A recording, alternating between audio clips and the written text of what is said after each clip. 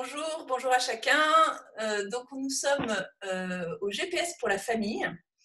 Le GPS pour la famille se propose de mettre à disposition des parents des outils pour nourrir la réflexion sur les sujets d'éducation. Nous souhaitons ainsi contribuer à la création d'une ambiance familiale plus harmonieuse et sereine. Donc le GPS pour la famille, c'est toute une équipe au service des familles, au service des parents. Donc ce soir, nous allons avoir un GPS pour vous aider à développer l'estime de soi de vos enfants. Et ce sera Emmanuel Leloup qui expliquera ce GPS. Donc dans cette soirée, vous allez avoir des pistes concrètes pour développer la meilleure version de qui ils sont, pour les aimer en acte, pour les faire grandir et pour atteindre votre but, qu'ils soient heureux. Donc Emmanuel, est-ce que tu veux te présenter et puis nous proposer donc ce thème? Bonsoir à tous.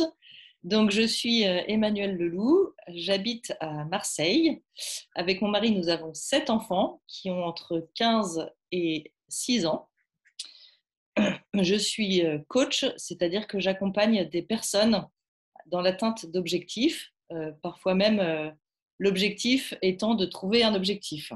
Voilà, je suis aussi intervenante pour l'association Educango, qui est une association qui accompagne pareil les mamans, notamment dans l'éducation des enfants. Voilà, cette formation a été préparée à partir de ma formation de coach. Donc, ce soir, je forme le vœu. Alors, attendez, hop. Voilà. Je vous transmets le plan. Voilà. Donc, je forme le vœu que cette soirée vous informe, certes, mais surtout qu'elle vous transforme. Voilà. Il ne s'agit pas de se mettre des formations en cataplasme pour se faire du bien, mais l'objectif, c'est vraiment de changer ensemble, de grandir ensemble. Voilà. Donc, cette soirée, elle a vraiment pour objectif d'être pratico-pratique. Et je souhaite qu'à la fin de ce topo, vous ayez des idées claires sur la façon dont se construit l'estime de soi, que vous ayez des pistes concrètes pour faire grandir l'estime de vos enfants et que vous puissiez chacun repartir avec votre PAC, comme j'ai marqué là sur le slide, c'est-à-dire votre plan d'action concret qui sera adapté à votre famille. Alors, tout d'abord, quelques généralités. Qu'est-ce que l'estime de soi? Alors en fait, c'est le concept que nous avons de notre valeur, de notre capacité personnelle. C'est le prix, la valeur que nous nous donnons. Voilà. C'est une évaluation, une estime, c'est-à-dire un jugement de valeur, une estimation à propos de soi. Voilà, c'est une comparaison entre ce que je suis et ce que je crois devoir être, ce qu'on appelle l'idéal de moi. On pourrait prendre l'image de la comparaison entre, pour les financiers, entre le budget et le réel. Voilà. Donc, on fait en permanence cette évaluation. Alors, à quoi ça sert? Alors, ça permet à l'enfant d'être à sa juste place dans la vie. Si je me surévalue, eh bien, je vais tenter des choses qui me dépassent. Par exemple, si j'entreprends de voler concrètement, hein, avec des ailes, eh bien, parce que je crois que je suis un oiseau, je risque de me planter. Voilà. Donc ça, c'est la surévaluation. Et si je me sous-évalue, eh bien, c'est dommage aussi, parce que je ne vais pas donner au monde l'exhaustivité des talents que je possède. Je ne vais pas explorer mes talents. Ça permet également à votre enfant d'être heureux. Voilà. D'être à sa juste place. Le simple fait d'exister est agréable. Alors, attendez. Par exemple, le simple fait d'exister est agréable et nous donne de la joie. La joie, en fait, c'est le signal que je suis là où je dois être, je fais ce que je dois faire, ce qui convient que je fasse, et je suis qui je dois être. Alors, l'estime de soi, comment ça fonctionne? On a 3 modes de fonctionnement. Notre rapport au monde, il est de 3 façons. Soit je pense, soit j'agis, soit je ressens. Alors, l'image de soi, donc on peut dire l'estime de soi regroupe 3 composantes, à l'image de notre façon d'être en rapport au monde.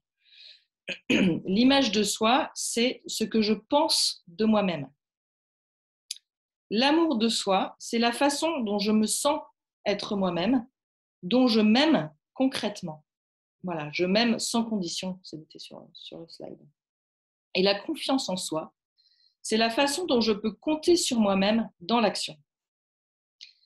Et bien évidemment, ces 3 composantes sont reliées, c'est-à-dire que l'amour de soi, eh bien, quand je me respecte, quand j'écoute mes besoins et mes aspirations, va faciliter une bonne vision de soi, par exemple croire en ses capacités, se projeter dans l'avenir, et influence évidemment positivement la confiance en soi. Agir sans crainte excessive de l'échec et du jugement d'autrui. L'estime de soi n'est pas un acquis, mais une construction permanente. On ne peut pas se réveiller le matin en disant « ça y est, l'estime de soi, j'ai coché, c'est terminé, j'ai plus besoin de m'en occuper ». Pas du tout. L'évaluation, elle est permanente. On ne peut pas cocher la case. Alors, encore quelques généralités. En quoi cela me concerne? Eh bien, le rôle d'éducateur, du parent en l'occurrence, est de conduire l'enfant à sa maturité, de l'accompagner au plein développement de son potentiel, développer la meilleure version de qui il est. Je pense qu'on est tous d'accord avec ça. On ne veut pas gâcher les talents de nos enfants. Au contraire, on veut tout mettre à leur disposition pour qu'ils grandissent bien. L'accompagner pour qu'il soit heureux, hein, l'aider à trouver un métier, un environnement qui va lui plaire et qui l'épanouit. Voilà pourquoi cela me concerne. Ma responsabilité, c'est de tout mettre en œuvre pour qu'il se développe au mieux. Quels sont les indicateurs d'une bonne estime de soi? Alors, je vous laisse mettre dans le chat quelques exemples. Alors, c'est d'avoir une vision juste de soi-même, ni trop haut, ni trop bas, comme on l'a dit tout à l'heure. C'est aussi savoir ce qui me différencie des autres. Qu'est-ce que je vais pouvoir apporter de spécifique au monde? C'est savoir exprimer ses besoins. Un enfant qui a une bonne estime de soi, il va être capable de dire non ou stop à quelque chose qui lui déplaît. Il va être en capacité de se fixer des objectifs réalistes. Il va oser prendre des risques et se donner droit à l'erreur. Le fait de se tromper ne remet pas en cause sa valeur. Il va être capable d'avoir des relations positives avec les autres. Et il va pouvoir se faire respecter. Voilà. Si l'enfant est sûr de sa valeur, s'il est sûr qu'il est précieux, eh bien, il ne permettra pas qu'on fasse n'importe quoi avec lui. Par exemple, il ne se laissera pas voler son goûter. C'est le sien.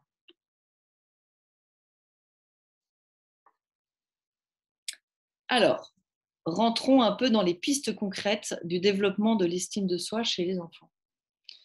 Alors d'abord, il s'agit de connaître son enfant pour lui révéler qui il est. Et bien évidemment, mieux on se connaît et meilleure sera l'estimation. À l'exemple de la maison. Si je veux estimer une maison, si je veux acheter une maison, si je veux l'estimer et que je n'ai jamais visité, ça va être compliqué. Donc voilà, pour connaître son enfant, il faut bien s'interroger sur qui il est pour lui révéler après qui il sera. Donc s'appuyer sur ses forces, j'ai noté. Voilà, c'est l'importance de partir de ses talents, comme nous l'a dit Kitry précédemment. Voilà. L'idée, c'est de partir de sa zone de confort, de ce que l'on est, pour développer ensuite des aptitudes complémentaires. De partir de ce qu'il aime et de ce qu'il sait faire. Par exemple, un enfant qui est bon en mathématiques et mauvais en français, intuitivement, on aura tendance à lui faire travailler à fond le français et à laisser tomber un peu les maths. Alors qu'au contraire, plus il aura d'assurance et plus il développera des capacités en maths, et plus ce sera facile après d'appliquer ce qu'il a développé pour les maths au français. Est-ce que ça vous parle? Donc, développer à fond ce qu'on sait faire pour gagner en assurance, et puis après, il sera plus confortable pour aller sur des choses pour lesquelles il est moins à l'aise. Alors, comment se connaître? Alors, on se connaît à partir de ce que disent les autres. Donc, les enfants, ils vont d'abord se connaître à partir de ce qu'on va leur dire, à partir de ce que les éducateurs vont leur dire. Et puis après, l'enfant se connaît par confrontation à ses actes. D'accord? Donc, c'est aussi à nous, parents, d'être vigilants, à lui faire remarquer, là, tu as vu, dans ce jeu, tu as fait preuve d'une excellente mémoire.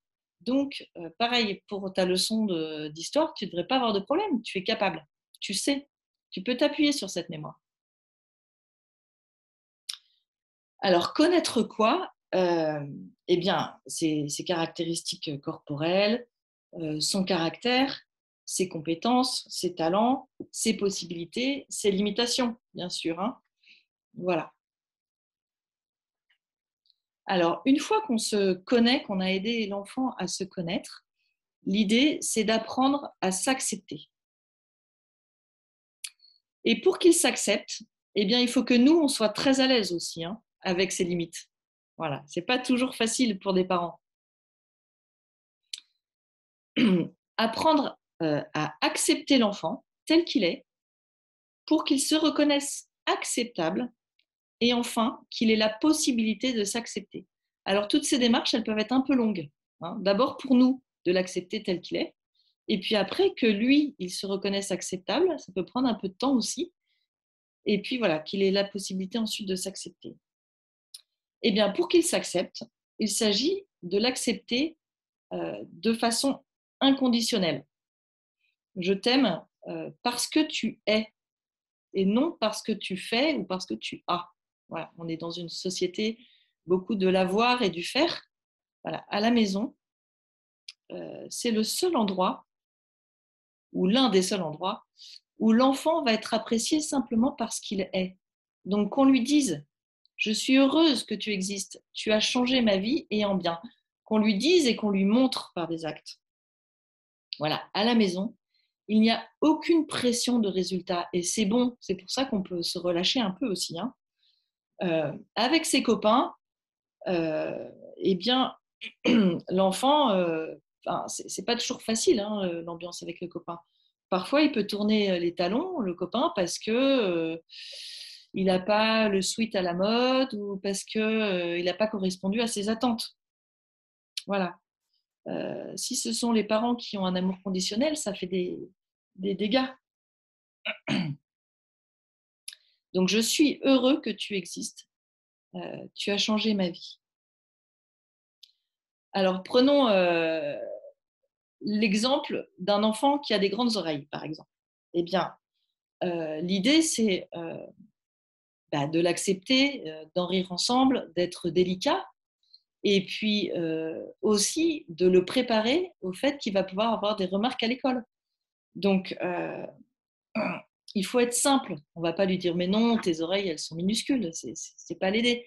Et par contre, lui dire ben voilà, tu as des grandes oreilles, d'en parler ensemble, de rire ensemble là-dessus. Et puis quand le copain fera une remarque désobligeante, il saura que ses parents l'aiment avec ça, qu'ils sont confortables avec ça et qu'on peut en parler tranquillement.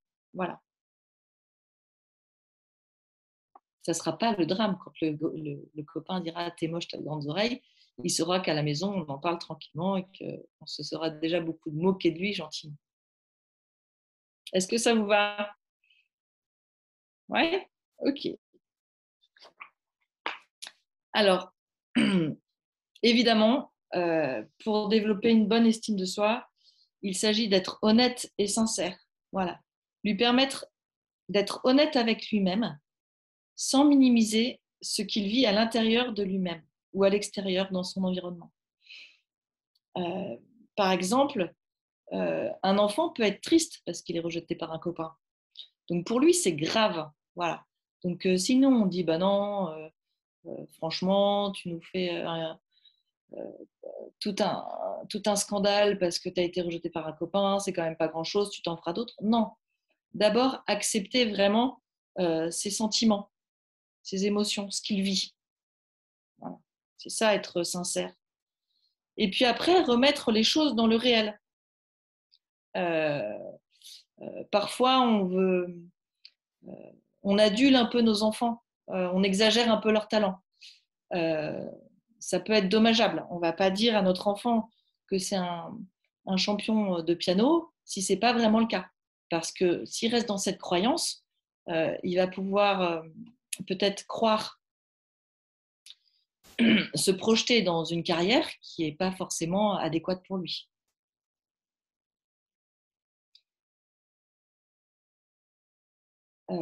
Rester ancré dans le réel. Voilà.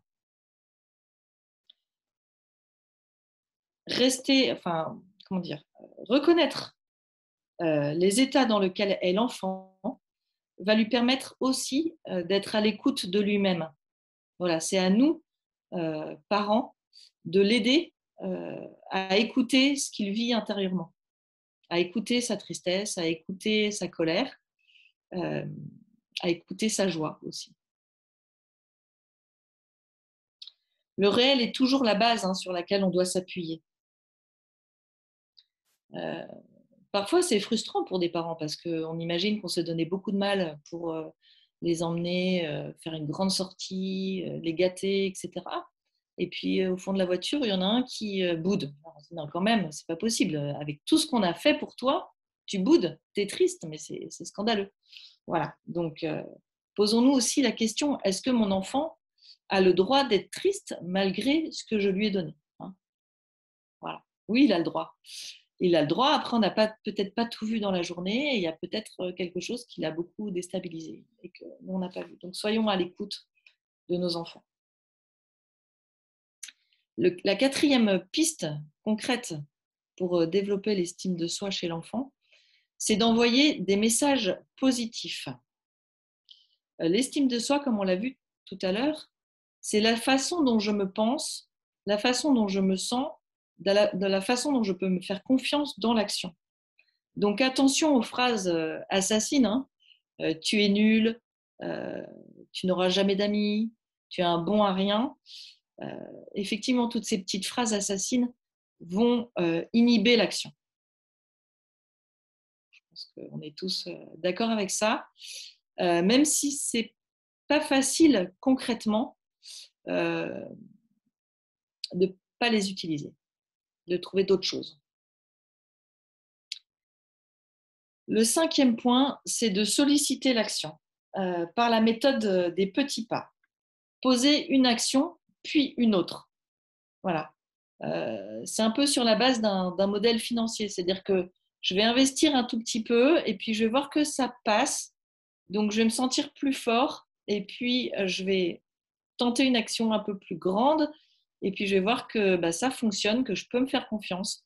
Donc, voilà, je vais être de, de plus en plus, je vais poser des actions de plus en plus grandes. Voilà. Donc, ça serait l'image, par exemple, d'une personne d'un enfant très timide qui dit, bah voilà, qui va commencer par réciter une poésie devant sa maman, c'est déjà difficile. Et puis après, on va lui dire, bah, récite-la devant tes frères et sœurs. Voilà, et puis on va le féliciter, on va dire, bah, tu vois, ça s'est très bien passé, etc. Et puis devant ses grands-parents, voilà, donc c'est encore un autre défi, super, et bien tu vois, ça s'est super bien passé, donc tu peux te faire confiance, tu es bon pour réciter ta poésie et pour le faire devant tout le monde. Et puis après, essaye de prendre la parole en classe. de faire des exposés. Et puis, de fil en aiguille, eh bien, la personne pourra, l'enfant pourra eh bien, avoir un grand rôle dans une pièce de théâtre, par exemple.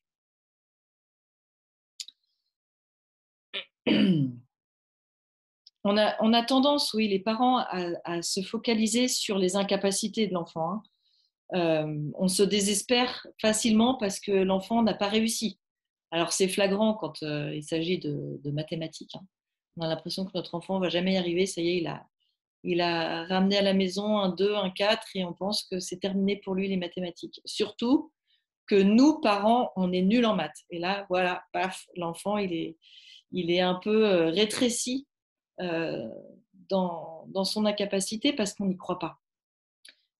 On n'a jamais eu de doute sur le fait qu'un enfant allait réussir à marcher ou qu'un enfant allait réussir à faire du vélo. Et on se met à douter quand il s'agit souvent de matière à l'école. C'est drôle. Donc oui, pour commencer à marcher, l'enfant va beaucoup tomber, mais on va l'encourager et il va finir par y arriver. Pareil pour le vélo. On va, on va, il va beaucoup tomber, on va l'encourager, on va un peu le tenir. Voilà. Pour les maths, c'est pareil. Au début, ça va pas être facile, et puis on va l'encourager, et puis on va lui tenir un peu le stylo, on va être derrière lui, on va l'aider à réfléchir, et puis finalement, il va être autonome. Voilà. Alors, c'est aussi l'histoire de l'enfant et le jus d'orange. J'aime bien cette scène parce que c'est tellement concret. Euh, le matin, l'enfant de 2 ans et demi dit « Maman, je veux me servir de jus d'orange ». Et là, on voit qu'il est habillé, qu'il faut partir à l'école.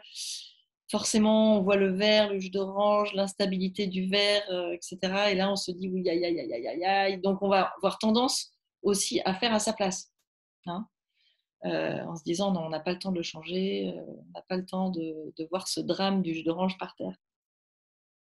Voilà. Soyons optimistes et heureux qu'il ait tenté de remplir son verre de jus d'orange. C'est bien, mon chéri, il y en a 20% dans le verre. On va s'arranger pour les 80%, t'inquiète pas. Voilà, c'est pas évident dans le quotidien, hein.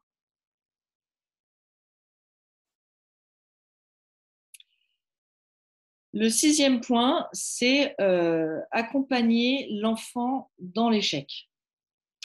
J'aime bien cette phrase « soit j'apprends, soit je gagne ». Je ne perds jamais en fait, parce que j'ai appris en jouant. C'est en se plantant qu'on fait ses racines. Bien oui, plus on tente de choses finalement, et plus on se construit.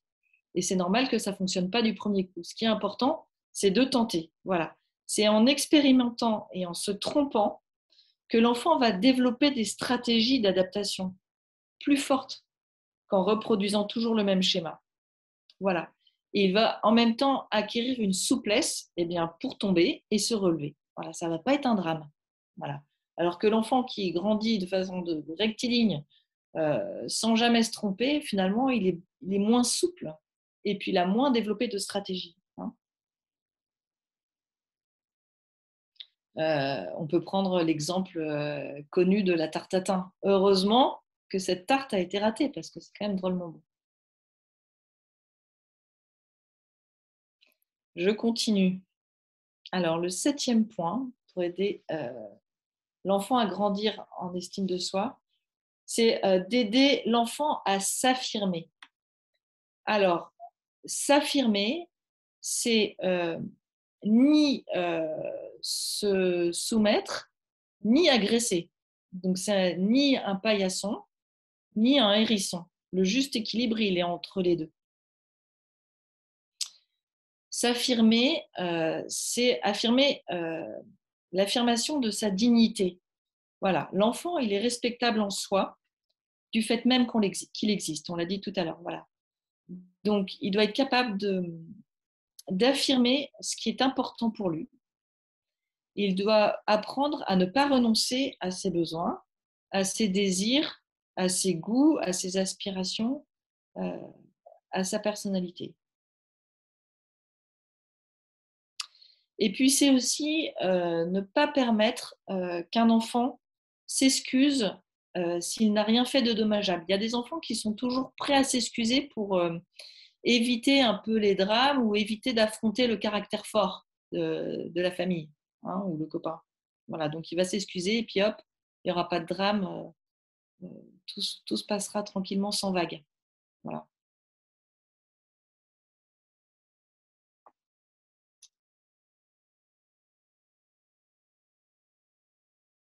Le 8e point, c'est apprendre l'empathie en valorisant la joie. Voilà. Euh, le fait d'être empathique, ça va renvoyer une image positive de nous-mêmes. Voilà. Je suis capable de comprendre les autres, je suis capable de donner du bonheur aux autres. Voilà. Ça permet d'expérimenter l'amour donné.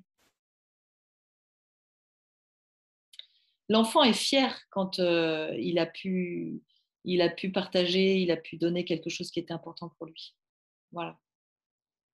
Il en est capable. Donc, voilà, ce sentiment de fierté grandit l'estime de soi. Voilà. J'ai été capable de prêter mes Playmobil à ma petite sœur. Je suis grande. Voilà. Je fais comme papa et maman. Je suis capable de partager. Et puis le 9e point, c'est apprendre à l'enfant à s'appuyer sur les autres. Et ça, c'est l'expérience de l'amour reçu. Parce que je le vaux bien. Je vaux bien que les autres m'aident. Voilà, je suis digne d'être aidée. Voilà, ça nous interroge, hein, quand quelqu'un veut surtout pas être aidé, voilà, c'est quelqu'un parfois qui pense qu'il n'en est pas digne. Voilà. Donc, il va se débrouiller tout seul dans son coin parce qu'il ne mérite pas d'être aidé. Voilà. Voici donc les 9 pistes concrètes pour faire grandir l'estime de soi. Je vous les répète. Donc, connaître pour apprendre à s'accepter, puis être en vérité. Ensuite, envoyer des messages positifs, solliciter l'action, accompagner l'enfant dans l'échec, aider l'enfant à s'affirmer, apprendre l'empathie en valorisant la joie d'avoir donné, et apprendre à l'enfant à s'appuyer sur les autres. Alors maintenant, une façon de développer l'estime de soi chez l'enfant, bien sûr, ce qui était en filigrane en fait pendant les 9 points qu'on a vus précédemment, eh bien, c'est d'aimer. Hein. Pour que l'enfant se sente aimable en soi, pour qu'il s'aime, eh bien, il s'agit de l'aimer. Alors, je t'aime, oui, dire je t'aime à son enfant, c'est important, mais ce n'est pas vraiment ça qui va le construire. C'est vraiment en acte que l'enfant va se sentir aimé. Voilà. L'amour se conjugue au présent. Je t'aime maintenant. Et n'existe qu'en acte. Voilà. On ne peut pas imaginer qu'on aime, penser qu'on aime. Voilà, ça se traduit par des actes, l'amour. Alors, quels sont les actes d'amour qu'on peut poser envers nos enfants? Bien, il y en a plein, donc je vais vous en donner quelques-uns. La patience. Voilà, alors la patience, pour des parents, c'est pas toujours facile. Hein, la patience inconditionnelle, puisque l'amour est inconditionnel. Prendre le temps des lacets le matin. Voilà. Ou pour la 1000e fois, redemander à l'enfant de s'asseoir à table avec calme, de mettre ses chaussettes dans le panier de linge sale, ou se laver les dents. C'est ça la patience, c'est au quotidien, et d'être content de l'attendre, voilà, d'être content de passer du temps à lui redire les choses. C'est un challenge hein, pour les parents, c'est pas facile, on est d'accord. La générosité. Alors la générosité, vous aurez plein d'idées, c'est sûr. voilà, donner du temps. La générosité, ça passe par le temps, puisque voilà, l'amour est en acte et les actes, ça se pose dans le temps. Alors, évidemment, il s'agit d'une bonne générosité. La générosité de donner des cadeaux à tout bout de champ, c'est pas forcément ça ce qu'on attend. C'est pas forcément ça, être généreux avec un enfant. Voilà. Être généreux avec son enfant, c'est vraiment donner quelque chose de soi-même, sans retour, gratuitement. Voilà. Alors, par exemple, pour moi, ça pourrait être regarder un épisode du Hobbit, quelque chose qui m'ennuie profondément, et puis de prendre le temps ensuite d'en parler avec lui, tout simplement. J'ai mis aussi la douceur, la tendresse, voilà. Prendre du temps pour faire des câlins à chacun. Ça passe beaucoup par le contact physique, hein, pour faire grandir l'estime de soi, que l'enfant se sente aimable. Euh, voilà. Alors, c'est pas toujours facile de câliner nos ados, mais bon, ça peut passer par voilà, une caresse dans le dos, voilà, quelque chose de moins cocooning, mais voilà, on peut trouver des moyens. Le regard aussi, de prendre du temps pour regarder vraiment nos enfants. Voilà, les regarder en face, montrer notre disposition à les écouter. La fidélité. Voilà, la fidélité, c'est un acte de l'amour aussi. La fidélité avec mon enfant, c'est quoi? Eh bien, c'est tenir mes engagements. Voilà, c'est lui montrer qu'il est la priorité numéro un. Je me suis engagée à faire un jeu et puis voilà que une super copine que j'ai pas eu évidemment au téléphone depuis très longtemps m'appelle. Aïe aïe aïe, voilà le dilemme qui se présente. Donc je me suis engagée. Voilà, ça c'est un acte de fidélité. Je regarde mon téléphone du coin de l'œil et je le décroche pas. Ça c'est être fidèle avec mon enfant. La confiance. Voilà, la confiance, ça pourrait vraiment faire l'objet d'un GPS à part. Mais c'est vrai ayons quand même à l'esprit que la confiance est un acte d'amour et la confiance doit être inconditionnelle. Hein. Voilà, je vous laisse réfléchir là-dessus. J'ai mis aussi donc admiration et valorisation. Alors, admirer et valoriser, c'est savoir aussi s'arrêter sur des belles actions, sur de beaux gestes, se réjouir ensemble des progrès. Mais je vois que tu t'es lavé les dents. Bravo! Voilà, donc c'est ça, admirer mon enfant. C'est pas forcément des choses qu'on a envie d'admirer, on trouve que c'est normal. Mais voilà, si c'est pas quelque chose d'évident pour lui, prenons le temps d'admirer et de valoriser. Valoriser l'acte qu'il a posé. Voilà, tu t'es levé dès que ton réveil a sonné. Bravo mon chéri. C'est pas facile, hein. Moi je le lis tous les jours. Franchement, je t'admire. Allons-y. N'ayons pas peur. Ça les encourage. Nous, quand on est valorisé, ça nous donne des ailes. Les enfants, c'est pareil.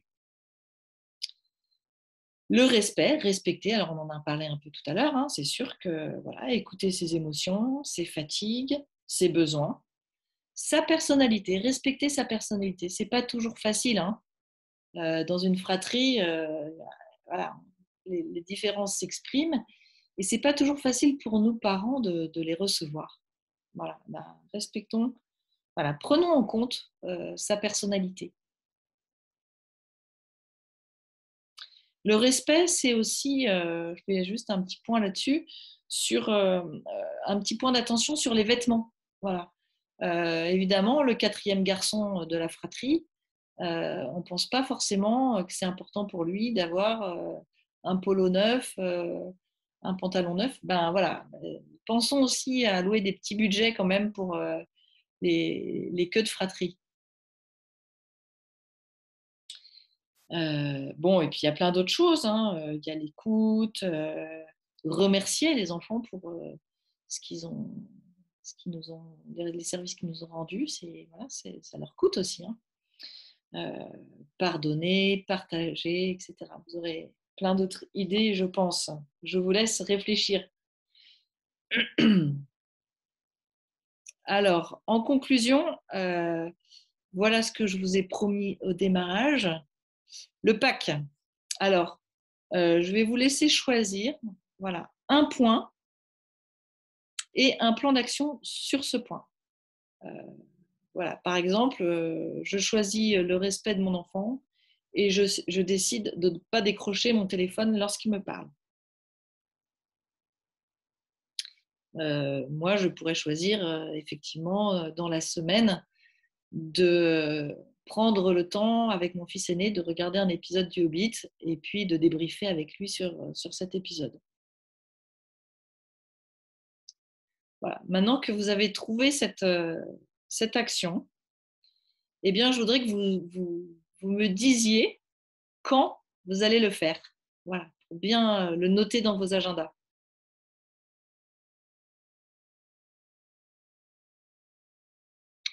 Voilà, je vous remercie pour votre écoute. Je vous souhaite un bon plan d'action concret. Tac. Et puis, je vous, voilà, je vous note le prochain rendez-vous qui est le mardi 6 avril avec Brigitte de Bodus qui va nous parler de la fratrie, du rire aux larmes. À très bientôt. Merci beaucoup, Kitri.